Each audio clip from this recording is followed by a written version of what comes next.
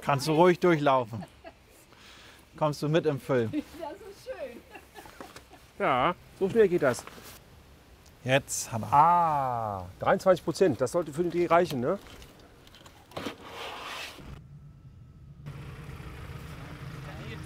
Mahlzeit. Geiler Motorsound. Schneller.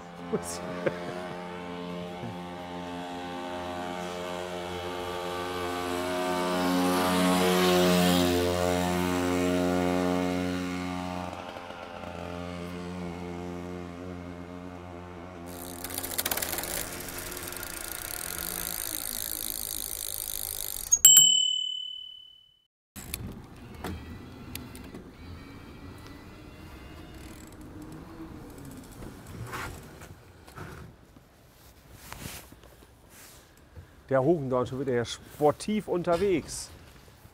Und hier ein weiteres Video mit Nils Hogendorn. Aber moin erstmal. Ich sag Nachfolger vom Load. Warum eigentlich? Wie komme ich denn auf so eine komische Idee? Weil es sind doch zwei unterschiedliche Modelle und das stimmt vollkommen. Das eine ist das Load und das hier ist das Pexter 270. Und in diesem Video möchte ich dir das mal vorstellen. Und ich habe mir einen kleinen Spickzettel gemacht, weil das Rad bietet echt Möglichkeiten ohne Ende. Und ich habe auch einen Teil dieser Möglichkeiten, habe ich mir aufgeschrieben, wo ich gesagt habe, so das musst du auf jeden Fall wissen, wenn du dich für ein Lastenfahrrad interessierst. Ich starte einfach erstmal damit, dass dieses Rad einen wirklich tiefen Schwerpunkt hat. Das Pexter 1, das gibt es ja schon ein bisschen länger.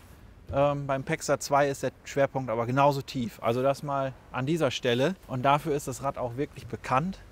Einen extrem kleinen Wendekreis. Und das würde ich dir auch gerne einmal zeigen.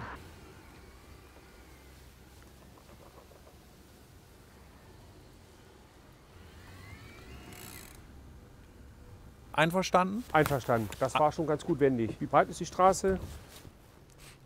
Also 4,50 Meter, 5 Meter. Das war weniger. Das ist weniger. Also Riso Müller sagt kleiner Wendekreis und ich sage, stimmt, kleiner Wendekreis. Einfach von der Handhabung. Könnte man jetzt auch sagen. Wie kommen die denn da drauf? Einfach von der Handhabung. Kann man das überhaupt so einfach sagen? Oder ist das irgendein Marketinggelaber? Aber ich finde die Handhabung auch tatsächlich wirklich einfach. Egal worum es geht. Ob wir jetzt sagen vom Fahrverhalten, weil draufsetzen und losfahren.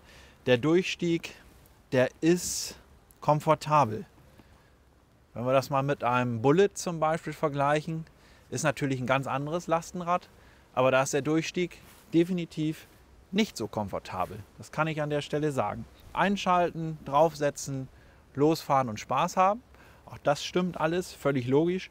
Aber auch so der ganze Rest. Wenn wir uns mal das Verdeck angucken, das ist hier ganz einfach mit so Gummibändern gesichert.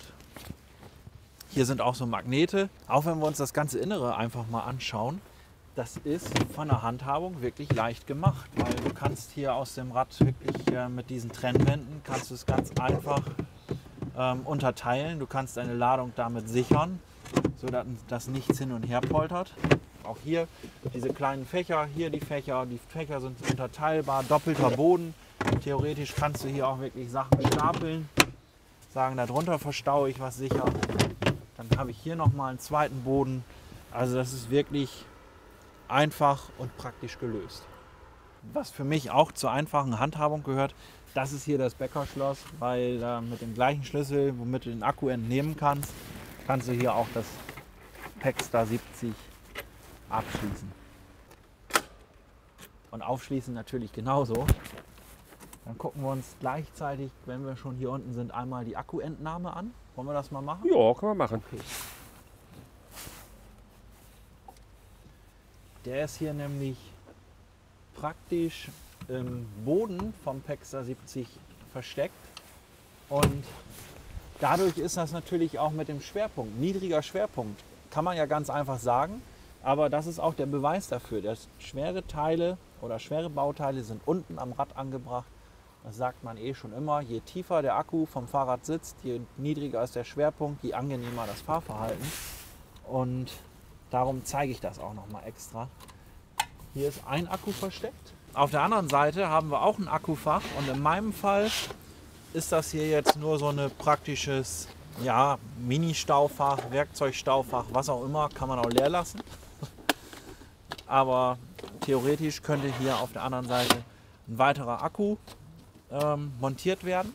Und das bedeutet, dass du dieses Rad insgesamt mit zwei 750 Wattstunden Akkus ausstatten kannst und somit dann 1500 Wattstunden zur Verfügung hast.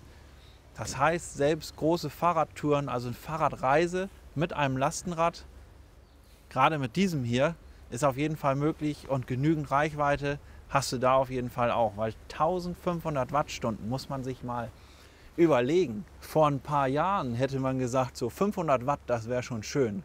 Und jetzt haben wir hier 1500 Wattstunden. Und wenn ich sage, große Fahrradtouren, schöne große Fahrradtouren, dann meine ich damit natürlich mit den Kindern oder mit der ganzen Familie.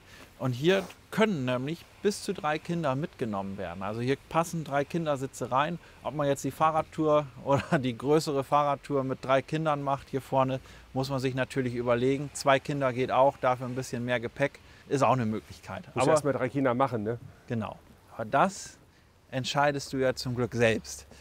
Und wenn du sagst, doch 3 Kinder, hast du bei dem Paxter auch die Möglichkeit, hier ist er jetzt nicht dran, aber du bekommst für das Paxter 2 auch einen Gepäckträger. Das heißt, wenn das hier vorne immer noch nicht reicht, dann kannst du hier hinten noch einen Gepäckträger dran bauen, dazu konfigurieren und kannst noch mehr Gepäck mitnehmen.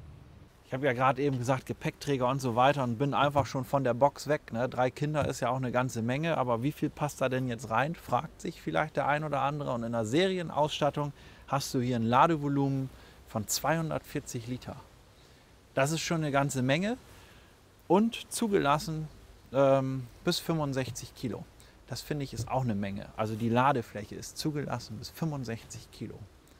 Wenn ich jetzt noch fragt, ja und wie lang ist das Ding? Das Modell heißt ja Paxter 270, 70 cm lang, 60 cm breit. Und wenn du jetzt sagst, so Mensch, das reicht mir alles nicht und vor allen Dingen dieser komische, wabbelige Regenschutz, der ist mir noch nicht genug, dann kannst du dafür so einen Aufbau bekommen. Der ist aus dem gleichen Material wie hier.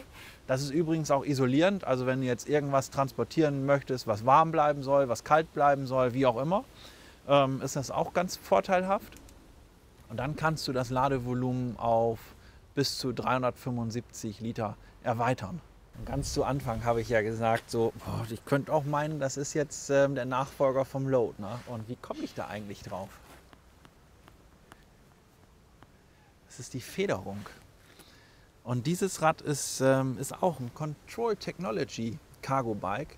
Und dieses Paxter, also man muss es mittlerweile wissen und man muss auch echt aufpassen, gerade wenn du zu Hause alleine sitzt und sagst, ich konfiguriere mir das jetzt mal nach. Damals war das so, es gab halt vollgefederte Räder und nicht vollgefederte Räder. Und dieses Control Technology steht für das Vollgefederte. Hier ist das Control Technology aber eine Option bei diesem Modell. Es gibt Paxter 70 oder Paxter 70-2 oder Paxter 270. Kannst du als Control Technology konfigurieren. Du kannst aber auch das 2er als Control Technology konfigurieren. Also alles ein bisschen wuselig, finde ich, und nicht ganz so durchsichtig und klar. Aber darum erzähle ich das ja auch. Darum gibt es diese Videos, darum macht es auch Sinn, diese Videos zu gucken. Und darum kann ich jetzt auch schon mal sagen, Kanal abonnieren, Daumen hoch da lassen und dann verpasst du auch keine weiteren Videos mehr. Und ich stelle das Rad mal wieder ab und dann siehst du auch schon diesen praktischen und einfach zu bedienenden Zweibeinständer, weil hier, das hier, dieser Ständerfuß, da kannst du wunderbar mit der Fußspitze drauf und dann dein ganzes Körpergewicht da drauf und schwupps steht das Rad. Und das wirklich sicher und stabil. Und Dinge, die für mich einfach so völlig selbstverständlich sind, wie wir fahren damit einfach hier auf der Straße, ganz kleiner Wendekreis und so weiter, da wird sich der ein oder andere auch fragen, wie ist das denn möglich, dass so ein Rad so einen kleinen Wendekreis hat. Und das Paxter ist mit einer Lenkung ausgestattet, die über Bowdenzüge gesteuert wird. Und alle Räder, die zu dieser Gattung gehören, wo eine Lenkung mit Bowdenzug verbaut ist, die haben einen engen Wendekreis. Das kann man an dieser Stelle auch mal sagen. Und Riese und Müller hat jetzt auch eins im Sortiment. Nach wie vor gibt es Pexar 1, Pexar 2. Viel verändert hat sich nicht. Die größte Veränderung ist das Smart-System. Ich will jetzt aber nicht das Smart-System hier nochmal im Detail durchgehen. Die größte Veränderung ist wirklich dabei, dass wir beim Smart-System 750 Wattstunden Akku bekommen und wenn du 2 davon hast, wie gesagt 1500 Watt. Das ist eine ganze Menge und Smart-System bedeutet immer, du kannst es wirklich mit deinem Smartphone koppeln und auch steuern. Das ist so das Highlight vom Smart-System, aber an dem Pexar 2 haben wir weitere Highlights, die ich dir noch viel lieber zeige als das Smart-System. Auch praktisch, wenn wir nämlich hier sehen, hier ist eine wunderbare Skala und das bedeutet wirklich, du kannst über diesen Schnellspanner ganz schnell deine optimale Lenkerhöhe einstellen. Das bedeutet, wenn du das Rad wirklich in einer Familie teilst, wenn es verschiedene Körpergrößen gibt, soll es ja geben, kann es jeder nach seinen gewünschten Einstellungen einstellen. Dieter, das ist eine Gedankenstütze für dich. Du musst gleich, wenn ich das alles erzähle, auch noch ein Bild vom Komfortlenker einblenden, weil hier haben wir jetzt den Lenker, der serienmäßig hier drauf ist. Als ob ich mir das nicht merken könnte. Ja, wahrscheinlich nicht. Ja. Und ja, du machst ja noch Urlaub und ja, wer weiß was alles. Den brauche ich wirklich noch, den brauche ich noch. Genau. Ja. Aber, was möchte ich noch erzählen? Also höhenverstellbare Lenksäule. In dem Fall ist es ja tatsächlich eine Lenksäule. Und dann können wir auch gleich weitermachen mit dem Lenker.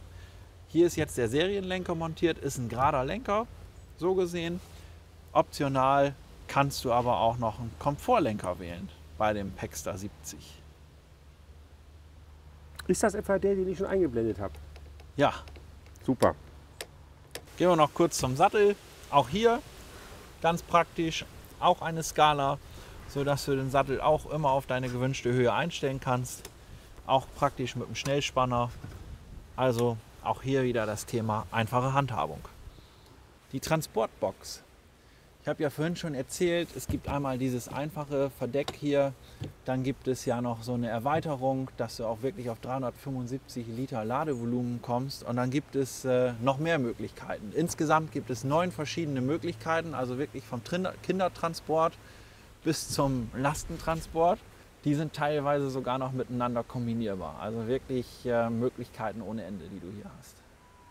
Einfache Handhabung. Und ich finde immer mehr Sachen, wo ich sage, ja, das stimmt einfach auch voll und ganz. Weil was bringt uns das, wenn wir hier keine Ladebuchse hätten? Dann wäre die wahrscheinlich irgendwo unten versteckt am Rad und nicht mit so einer praktischen Klappe. Also diese Klappe hier, die wünsche ich mir auch an manch anderem Rad von Riese und Müller. Weil die ist echt wertig. Die macht einen guten Eindruck. Die klingt auch gut. Und hier kannst du das Rad wirklich ganz einfach aufladen. Also nicht das Rad, dein Akku. So. Und wenn wir hier vorne sind, gehen wir kurz auf die Bremse. Hier ist eine Tektro TRP C23 Bremse verbaut. Hier vorne haben wir eine Bremsscheibe mit einem Durchmesser von 180 mm.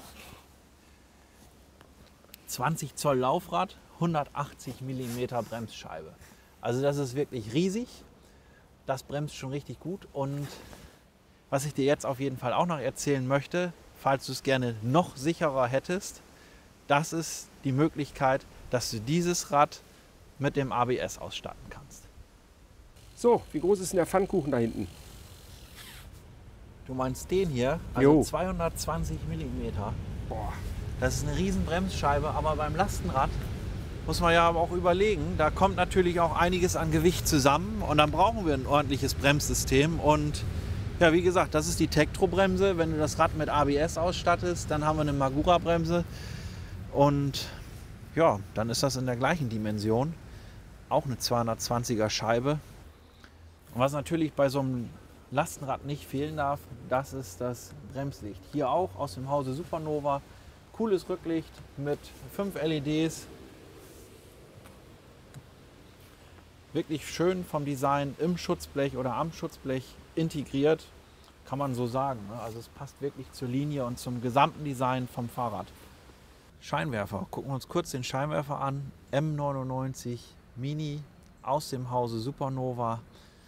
Natürlich mit Fernlichtfunktion. Wenn wir Bremslicht haben, dann müssen wir auch Fernlicht haben. Ist doch eigentlich logisch. Sollte ein Standard sein.